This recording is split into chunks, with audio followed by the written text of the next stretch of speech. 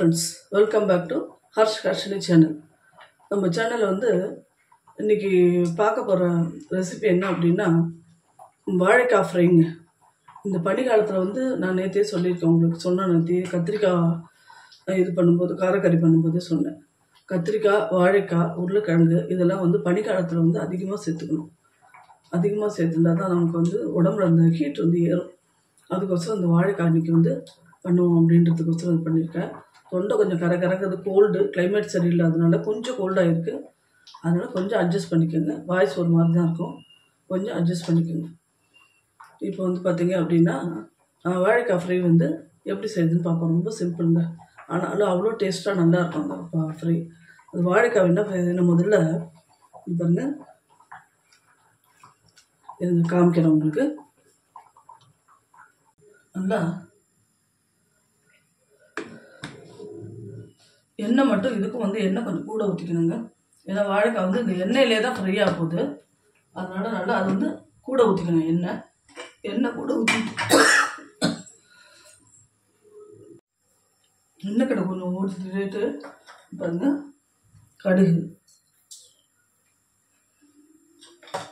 கடுகு நல்லா வெடிக்கட்டும். வெடிச்சதுக்கப்புறம் கொஞ்சம் கடலைப்பருப்பு,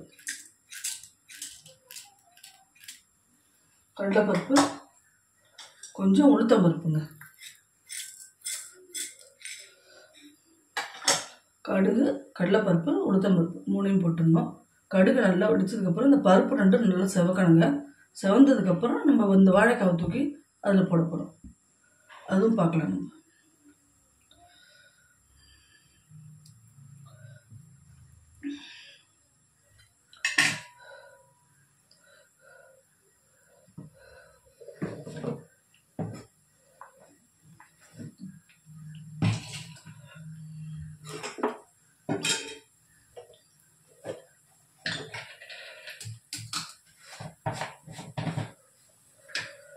பாருங்க, இன்னும் செவக்கலை. செவந்ததுக்கப்புறம் நான் உங்களுக்கு காமிக்கிறேன். கரண்டி வைக்கிறதுக்கெல்லாம் பார்த்தீங்க அப்படின்னா ஸ்பூன் ரெஸ்ட் அப்படின்னு ஒன்று வாங்கி வச்சுக்கிறாங்க எல்லாரும். நான் வந்து அதெல்லாம் வாங்குறது இல்லைங்க. தட்டை கீழே வச்சு அந்த தட்டு மேலேயே அதை கரண்டி வச்சுக்கிறது, அழுக்கப்படாமல் இருக்கு, அவ்வளோதான். அதுவும் தட்டுக்கு பதில் தான் அதை கொடுத்துருக்காங்க. நிறைய பேர் வாங்கி நல்லா நீட்டாக செய்கிறாங்க. ஆனால் எனக்கு என்னமோ தெரியல, அதெல்லாம் காசு அதை செலவு பண்ணணுமா அப்படின்னு தோணுது. அதனால தட்டு வச்சு தட்டுலேயே அந்த கரண்டியை அப்படியே வச்சுருவேன். இப்போ வந்து நல்லா வெடிச்சு வாழைக்காய்க்கு தேவையான அளவு, இதுக்கப்புறம் பருப்பு நல்லா செவந்து போச்சு. இப்போ இதில் வந்து உப்பு போட்டாச்சு. வாழைக்காய்க்கு தேவையான அளவு அடுத்தது வந்து சிம்மில் வச்சுருக்கேன். சிம்மில் வச்சுட்டு செய்யுங்க. அடுத்தது மஞ்சப்பொடி,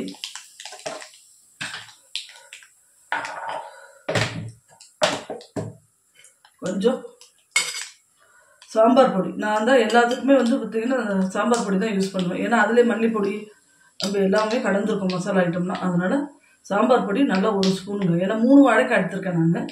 அதுக்கு தகுந்த காரம் வேணும் இல்லையா, அதனால் 3 ஸ்பூன் போட்டு இது எல்லாத்தையும் இப்படி நல்லா இது பண்ணிடணும். ஃப்ரை பண்ணிட்டோம்னா, ஏன்னா வாழைக்காவை போட்டு அது மேலே இதெல்லாம் போட்டோம்னா ஒரு பக்கம் உப்பு இருக்கும், ஒரு பக்கம் காரம் இருக்கும், சரியாக ஸ்ப்ரெட் ஆகாது. அதுக்கு அந்த எண்ணெயிலே போட்டு கலரி விட்டோம்னா நல்லா அது ஸ்ப்ரெட் ஆகும். அதுக்கு தான் அது போடுறோம். இது வந்து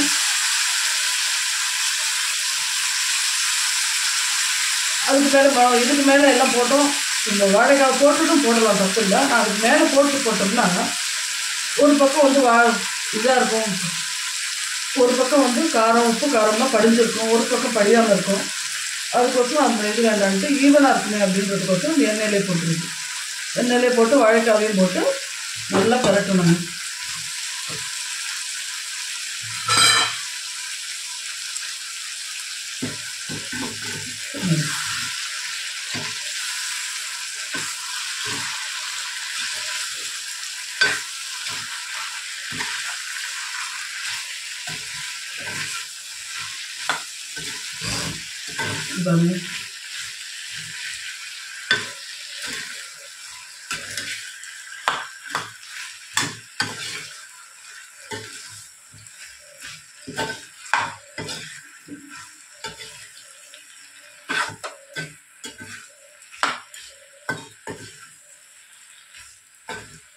பாருங்க, எல்லா பக்கமும் நல்லா படிஞ்சிருக்கும். உங்களுக்கு பார்க்கும்போதே தெரியும்.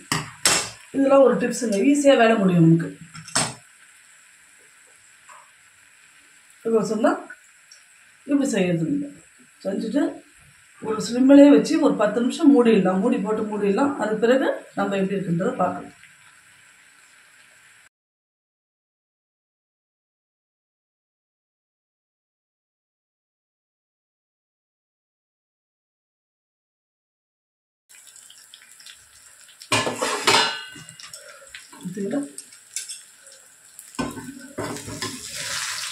நல்லது. ஒரு சைடு பொன்னிறமாக ஃப்ரை ஆகிருக்கும். பார்க்கும்போது உங்களுக்கு தெரியும்.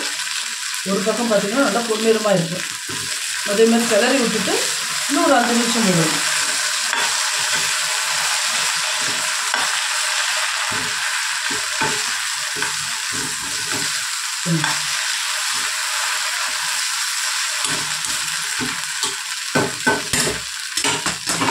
இதோட பெருங்காயம் கொஞ்சம், கருவேப்பிலை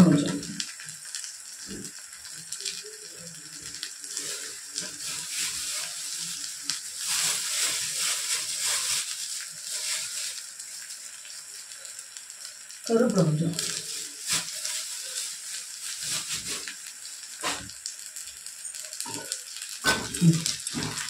எல்லாத்தையும் போட்டு நல்லா கலரி விட்டுருங்க.